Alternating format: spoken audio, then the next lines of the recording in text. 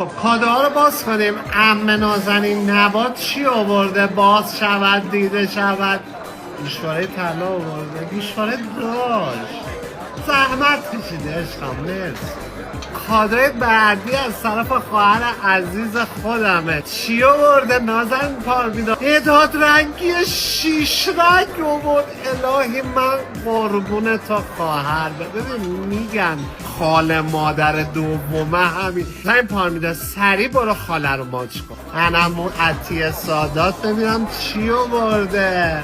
پلی استیشن 5 آورده. یعنی ببینید که درس نمیخونه. حالا دستتون درد نکنه، زحمت کشید. زندایی شعری چه کادوی بزرگ. ببینید چی آورده. وای پارچه رو من چقدر احتیاج داشتم. سعید رضا پسر شماها پارچه لیوانا ما همه رو شکونده تو این مدت. مادر سعید رضا هستن. مادر شوهره. چی گرفته؟ واکنیم ببینیم. وای گردنبند طلا گرفته. بچه طلا چی میدونه چیه. ممنونم. حالا پس فردا همه دوا دکترشون پولشون میاد از شوهر من.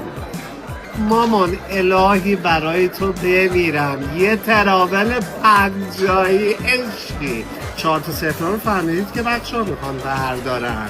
این پولا دیگه عتیقه میشه، کلکسیون میشه. اینو واسه بچه میگردن.